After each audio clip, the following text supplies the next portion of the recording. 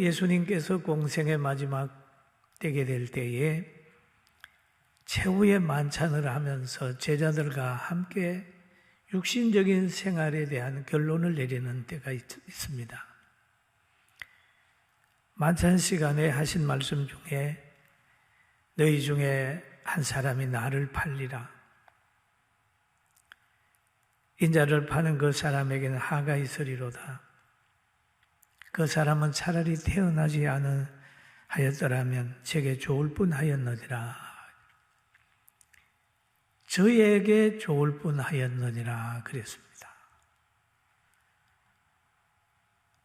다른 사람에게는 뭡니까? 예수님이 십자가 지는 그 사역을 함으로 다 유익한 거예요.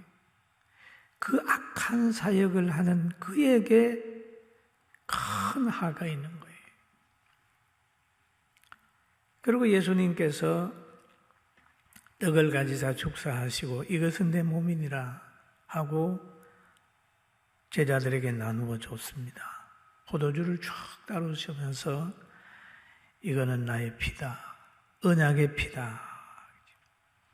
구원의 언약, 하나 되는 언약, 영생의 언약. 영생의 언약이야. 모든 죄를 해결하게 하는 그 언약이다.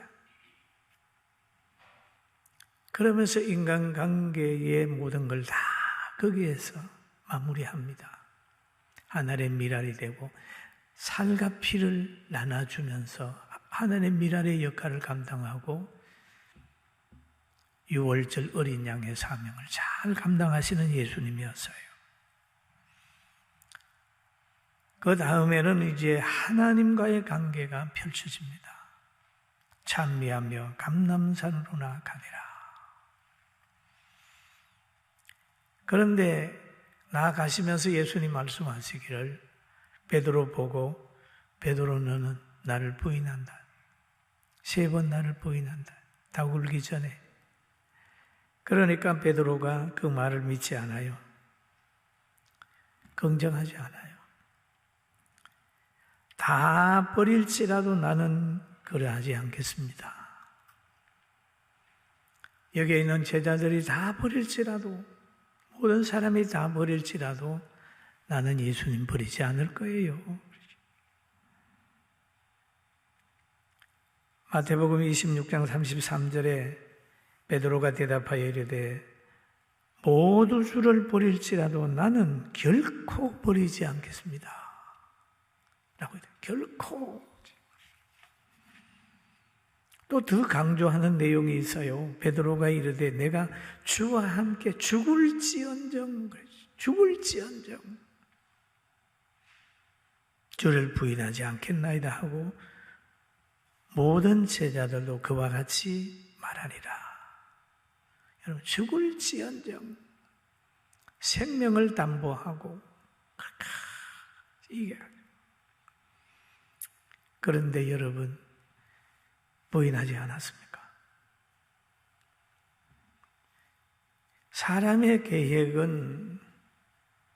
계획을 하지만 그 걸음을 인도하시는 분은 하나님이십니다. 잠언서 16장 9절에 보면 사람이 마음으로 자기의 길을 계획할지라도 그 걸음을 인도하시는 이는 여호와시니라. 여호와신. 아무리 다짐하고 계획하고 하지만 하나님이 그 뜻을 이룰 수 있도록 역사하셔야 되는 거예요. 순교자는 자기 힘으로 순교 못하고 성령의 역사하심이 있을 때 순교할 수 있는 거예요. 사람은 환경에서 무너지고 물질에서 무너지고 죽음 앞에 다 무너지게 되어 있습니다. 그게 사람입니다. 그런데 예수님이 이제 감람산으로 쭉 가시는 과정에서 또 제자들 사이에서 문제가 생겼습니다. 누가복음 22장 24절에 보면 또 그들 사이에 그 중에 누가 크냐 하는 다툼이 난지라. 누가 크냐. 지금 상황이 상당히 급한데 거기에서도 누가 크냐. 다툼이 벌어졌다고 그러잖아요. 가정이나 교회나 교계나 나라나 간에 이 권력 다툼, 서열 다툼이 굉장히 불행한 환경을 가져다 줄 때도 있어요. 누가 대표가 되느냐, 누가 뭐가 되느냐, 그러잖아요. 그리고 오늘 이 제자들도 보면은 주님의 마음을 못 헤아리고 항상 자기 도취에 빠져 있는 거예요. 오늘날 이 제자들의 모습이 바로 어리석은 저의 모습일 수도 있고 여러분의 모습일 수도 있습니다. 우리는 이 시대의 요구를 기억하고 그때의 교훈을 삼아서 지금 깨어 기도하게 되기를 주의 이름으로 축원합니다. 오늘 이 감람산에 예수님이 가셔서요. 지금 하나님과의 관계가 이루어지는 겁니다. 성찬할 때는 모두 한 식탁에 둘러앉아가지고 동일하게 그 위치에서 있었어요. 심지어 가룟 유다까지 같이 앉아 있었어요. 감람산에 기도하러 가지고는 함께가 아닙니다. 제자들 가운데 구별을 뒀어요. 구별을. 주의 일을 할 때에는 하나님 앞에서 구별이 돼 있어요. 구약 성경에 보면은 여호수아 3장 4절 4절에 보면 이런 내용이 있습니다. 백성에게 명령하여 이르되 너희는 레위 사람 제사장들이 너희 하나님 여호와의 언약궤를 메는 것을 보거든 너희가 있는 곳을 떠나 그 뒤를 따르라. 그러나 너희와 그 사이 거리가 2000규빗쯤 되게 하고 그것이 가까이 가지 말라. 가까이 하지 말라. 그리하면 너희가 행할 길을 알리라. 너희가 이전에 이 길을 지나보지 못하였습니다. 그렇게 얘기를 하고 있죠. 못하였습니다. 그리고 같이 지내다가도 언약궤를 메는 것을 보거든 가서 뒤를 따라라 라고 하는 얘기를 하고 있습니다. 그런데 예수님께서 제자들을 데리고 겟세마네라고 하는 곳에 이르러 가지고 말씀하셨어요. 내가 저기 가서 기도할 동안에 너희는 여기 앉아 있어라. 여기 앉아 있어라. 그래. 그리고 다시 또 말씀하시기를 베드로야, 요하나, 야고바 일어나. 너희는 앉아있는 위치가 아니야. 나하고 함께 가서 기도하자. 여러분 앉아있을 수 있는 사람이 있는가 하면 일어나서 기도해야 될 사람도 있어요. 할렐루야. 하나님이 특별히 부른 거예요. 특별히. 베드로와 야고보와 요한을 데리고 가실 때 심히 놀라며 슬퍼하사 이 말은 하나님의 아들 예수님이 인성을 가지고 태어났다는 것을 증명해 보이는 거예요. 신은 슬퍼하거나 놀라지 않아요. 하나님의 그 영은 전능하신 영이기 때문에 두려워하지 않습니다. 그러나 예수님이 육을 입었기 때문에 육신을 가진 사람이 느끼는 거예요.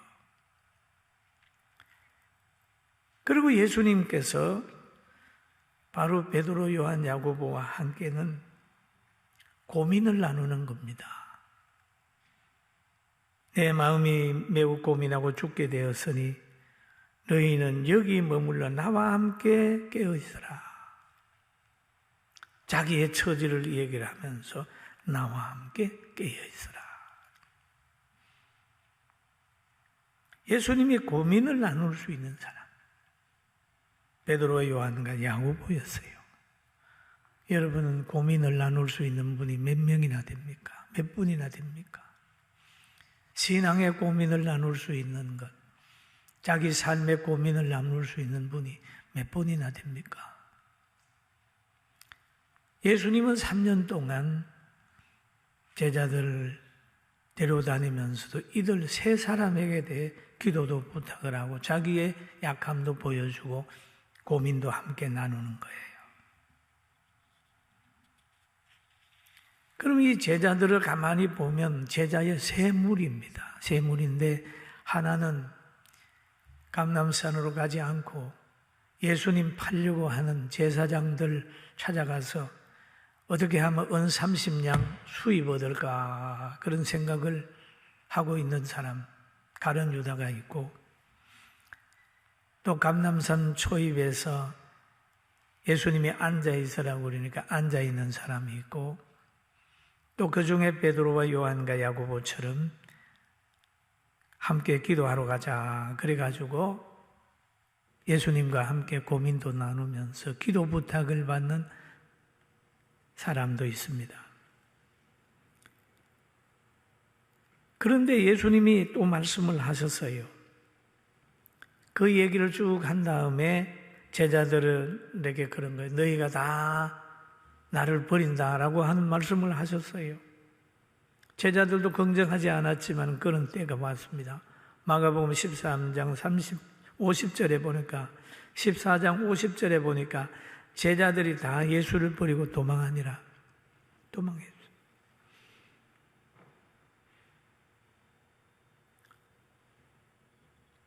그러니까 오늘 이 말씀을 쭉 우리가 보면서 12명의 제자들 가운데서도 예수님의 마지막 그 길에는 한 사람은 철저하게 실패하고 한 사람은 앉아있고 한 사람은 기도의 사명을 받아서 있구나 생각하고, 여러분 오늘 작게나마 예배당에 와서 찬양하고 함께 예배드린 우리 지도자들, 또 우리 교회에서 기여김을 받는 여러분들, 베드로와 요한과 야고보의 반열에 선 줄 알고 하나님께 영광을 돌리길 주의 이름으로 축원합니다. 할렐루야. 은mar기예요. 다 사랑해. 지금 외국에서 예배드리는 분, 가정에서 예배드리는 분, 하나님이 다 사랑합니다. 그리고 예수님을 보면은 늘 하나님의 뜻에 관심이 있어요. 그러나 자기의 뜻은 십자가 지기 않는 겁니다. 예수님은 여러 번 기도를 하시잖아요. 그러면서 제자들에게 와서 그럽니다. 시험에 들지 않게 깨어있어 기도하라. 마음에는 원이로되 육신이 약하도다. 참 이 말이 참 우리가 깊이 깨달아지는 거예요. 깨어 기도하라. 마음에는 원이로되 육신이 약하도다. 육신이 약하지만 기도해야 된다는 거죠. 육신이 약한 줄 아시면서도 기도하라고 하는 거예요. 여러분, 겉사람과 속사람의 갈등이 있잖아요. 마음과 육체의 갈등이 있잖아요. 마음은 잘하고 싶은데 몸이 말을 안 들을 때 있죠. 겉사람은 늘 환경의 지배를 받는 거예요. 마음은 원이지만 육신이 약해서. 달리기 하는 분들 보면 어르신들을 거죠. 마음은 그냥 1등 할 것 같은데 가다가 넘어지는 거. 왜?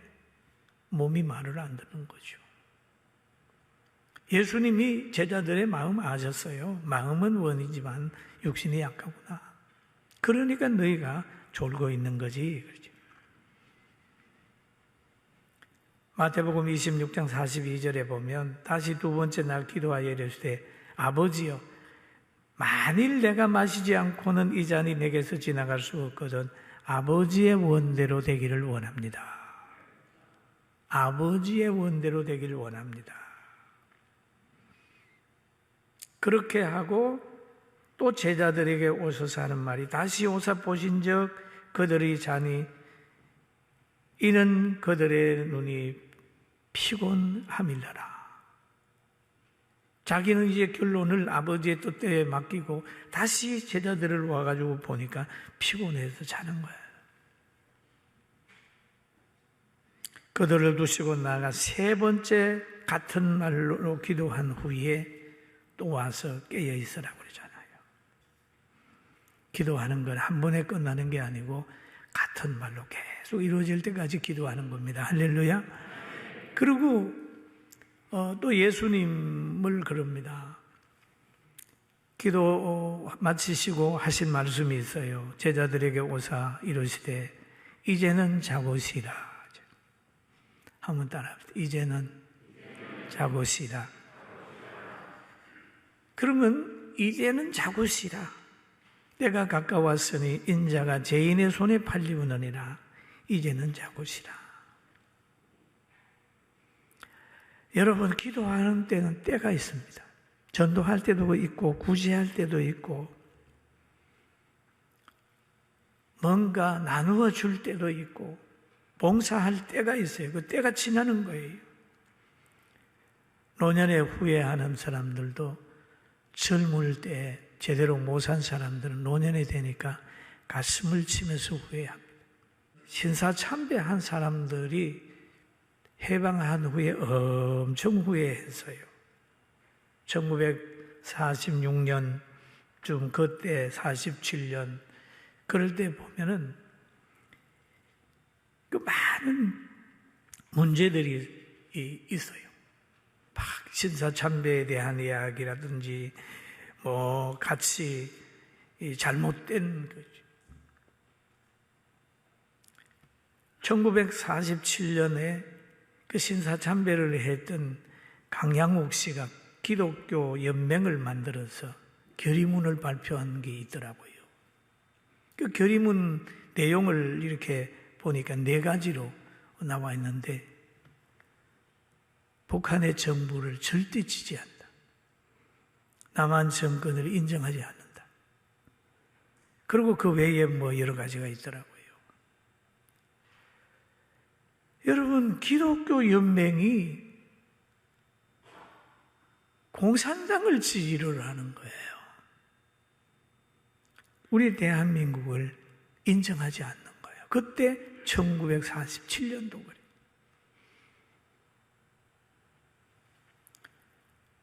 여러분, 그렇게 지지했던 나라가 지금은 잘 된 게 있나요?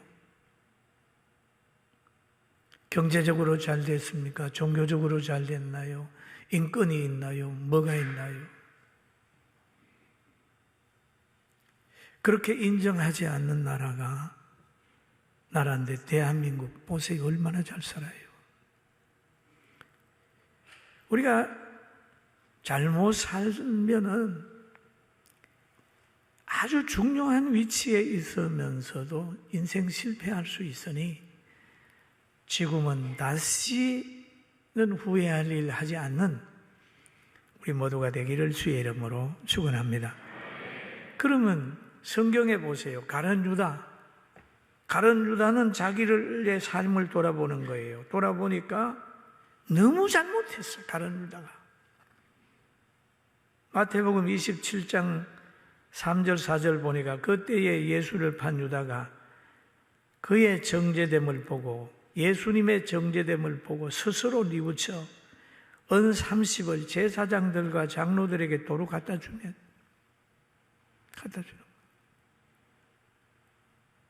그러니까 하는 말이 내가 무죄한 피를 팔고 죄를 범하였다.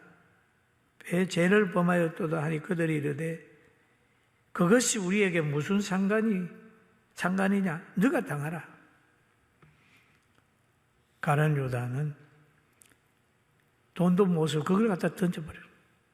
그 돈 가지고 밭 사서 장사 지내는데 피바치라고. 가룟 유다 자살했어요. 후회한 거죠. 베드로가 예수님 부인한 후에 후회하고 눈물을 흘렸습니다. 사랑하는 성도 여러분, 우리는 자유의 가치를 알고 예수님을 잘 따라가서 사도 요한처럼 바짝 따라가 승리하게 되기를 주의 이름으로 축원합니다. 할렐루야. 그런 거예요. 뭐 할 말이 엄청 많지만은 오늘 예수님을 보면서 우리가 힘을 얻는 거예요. 이렇게 부족한 기도하라고 하는데 잠자고 육신이 약하고 앉아있는 그들을 향해서 예수님께서 무엇이라고 말씀하셨나요? 일어나. 이제는 자고 쉬라. 그렇게 한 다음에 마지막에 마태복음 26장 40절에 이렇게 얘기를 합니다. 일어나라. 함께 가자. 함께 가자. 보라 나를 파는 자가 가까이 왔느니라. 여러분, 우리는 하나님의 말씀의 빛으로 일어나야 되는 거죠. 하나님의 영광을 생각하면서 진리로 일어나야 되는 거예요. 어떻게 일어나야 될까요? 여러분 가정이 일어나야 되거든요. 어떻게 일어날까요? 부부간의 사랑을 회복하시고 하셔야 되고, 가정의 질서를 회복해야 되고, 가정의 모든 사람들이 긍휼히 여기는 마음과 하나님의 말씀 안에서 빛 속에 일어나야 되는 거예요.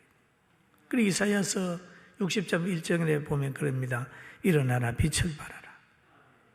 이는 내 빛이 이르렀고 여호와의 영광이 내 위에 임하였음이니라 라고 얘기를 합니다.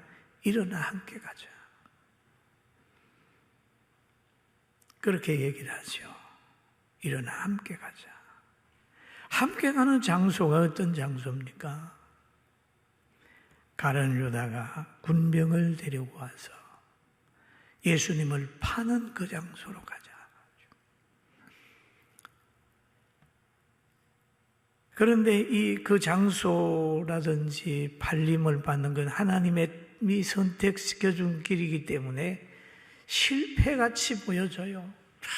탄식같이 해야 되는 환경이지만은 결국 하나님이 정한 길에는 부활이라고 하는 열매가 있어요. 할렐루야. 중요합니다. 환경을 보면은 피하고 싶지만은 열매를 보게 되면은 그 길을 피하는, 부활을 피하는 길이고 축복을 피하는 길이기 때문에 십자가 지면서 우리는 가야 합니다. 할렐루야. 그리고 우리는 거짓말하는 걸 용납하면 안 됩니다. 세상을 망가뜨리는 것은 뭐냐? 거짓말하는 사람은 세상과 가정과 나라와 사회를 망가뜨리는 겁니다. 왜 그러냐 하면 요한복음 8장 44절에 이렇게 얘기합니다. 너희는 나의 아비, 너희 아비 마귀에게서 났으니 너희 아비의 욕심대로 너희도 행하고자 하느니라. 그는 처음부터 살인자요 진리가 그 속에 없으므로 진리에 서지 못하고 거짓을 말할 때마다 제 것으로 말하나니 이는 그가 거짓말장이요 거짓의 아비가 되었습니다. 거짓말 참 이게 나쁜 겁니다. 그리고 오늘은 여러분 우리 모두 일어나 함께 갑시다. 일어나서 함께라는 말은 단합된다는 거예요. 단합된다. 한국교회도 우리 성도들도 이번에 코로나 이것이 모든 끝나게 되면 이제 4월, 5월, 6월 이거 끝나게 되면 교회에 다 같이 모여서 하나님 앞에 영광 돌리는 그날이 올 줄로 믿습니다. 차고 넘치는 축복이 우리를 기다리고 있어요. 할렐루야. 여러분 정말 분별력을 가지고 빠른 선택을 하고 우리 대한민국 아름다운 나라로 후손에게 계속해서 물려줄 수 있는 그 환경 만드는 지혜가 온 성도들에게 대한민국 국민들에게 있게 되기를 주의 이름으로 축원합니다.